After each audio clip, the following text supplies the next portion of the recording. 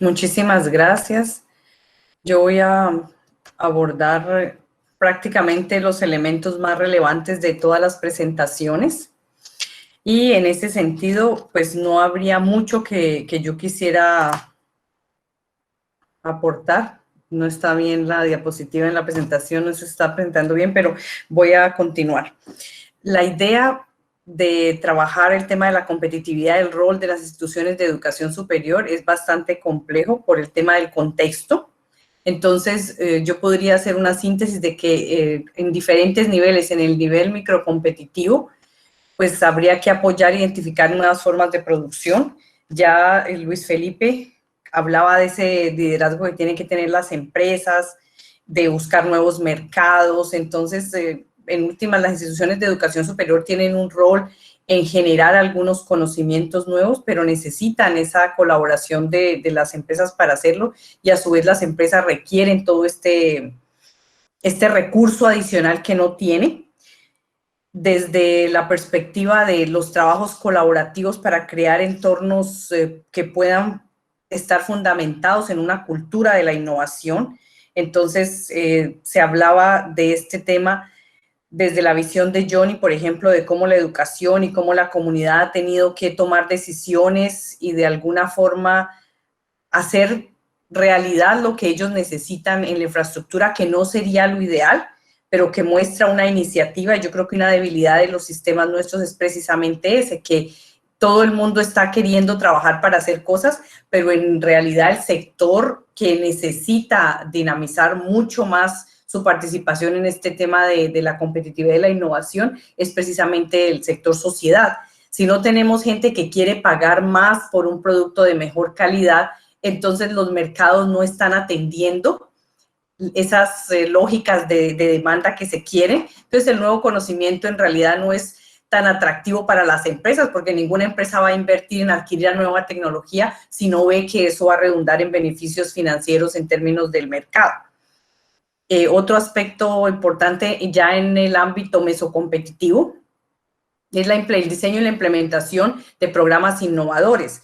Entonces, Victoria mencionaba el tema de las brechas que todavía había que cerrar.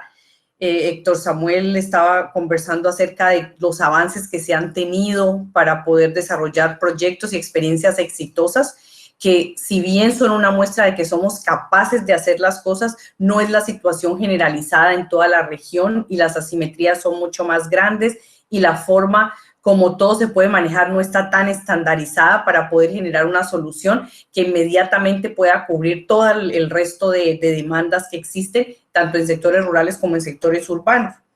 Y en el sector de servicios, que sería un aspecto adicional que no converge ni tiene las mismas características que los otros sectores que tradicionalmente nosotros manejamos. Gustavo también mencionaba el tema de esa cultura de la innovación. Y aquí viene el tema del apoyo a la implementación de una política pública, y son escenarios de diálogo como este en el que estamos participando hoy, pero con una participación mucho más nutrida del sector sociedad. ¿Por qué se requiere esto? Porque hay que generar maneras de participación que no las tenemos todavía, a pesar de que la Constitución y legalmente tenemos el derecho de hacerlo. Eso no, en la práctica nunca ha funcionado. Todavía seguimos pensando en esa representación y no en visibilizar nuestros propios argumentos como ciudadanos, porque si tenemos una cultura de innovación, la cultura no es solamente de la universidad y la empresa, es la cultura de toda la gente que está alrededor, que es parte del contexto en el que ocurren estos fenómenos de innovación. Y lo otro es pensar un poco en que hay ejercicios exitosos que muestran eso. Yo vi que en este panel está participando la profesora Olga Patricia Solís, que ya fue líder de un proyecto que se desarrolló en las zonas rurales, poniendo productores rurales a contar sus historias de vida, a conversar, que apoyó todo el desarrollo de esos ejercicios para permitirles conversar, porque a veces pareciera que esas voces no se escuchan suficientemente bien, de tal manera que se les pueda dar el poder de construir cosas, porque cuando no tenemos voz, tampoco tenemos voto, tampoco tenemos iniciativa. Entonces hay muchos sectores en donde todavía las voces de esos actores que tienen que convertirse en dinamizadores de los cambios no están pasando de la misma manera. Ya en un nivel macro, habría que pensar, como se venía hablando, de articularse con políticas nacionales. Eso, por ejemplo, lo que hablaba Angélica, de cómo desde toda esa parte de la política general que existe para la propiedad intelectual, cómo se aprende a manejar en los otros ámbitos en que estamos trabajando. Una reflexión que se hace alrededor de la propiedad intelectual es precisamente que no es que no exista un interés, pero el problema es el desconocimiento para poder afrontarlo. O sea, leer una patente no quiere decir que yo sepa cuánto tiempo voy a utilizar para poder aplicarla en un proceso productivo real. Entonces, una empresa no tiene el conocimiento para poder hacerlo.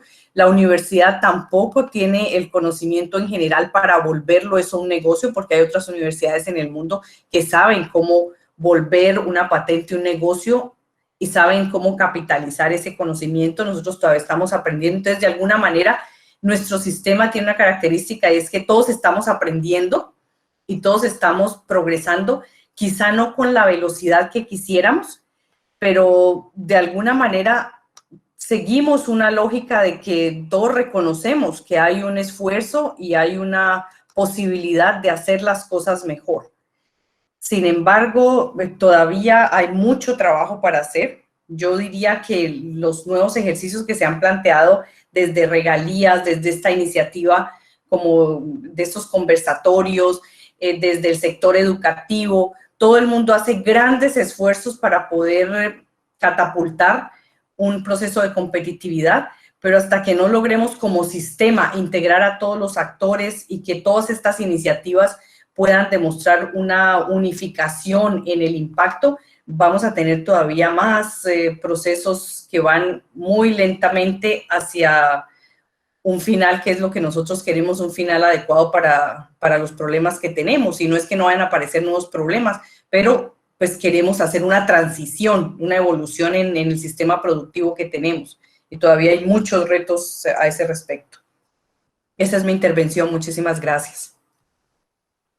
Muchísimas gracias, doctora Sánchez. Evidentemente hay muchos retos que podemos afrontar de una manera local, sin desconocer lo nacional, pero también qué importante lo que usted nos anota de la parte internacional. O sea, las universidades en el mundo tienen un conocimiento y ahora con todo lo de la internacionalización de la educación superior, creo que se abren las puertas para que las universidades hagan lazos internacionales y puedan potenciar todas esas cosas que se hacen acá, pero de la mano de todas estas otras universidades.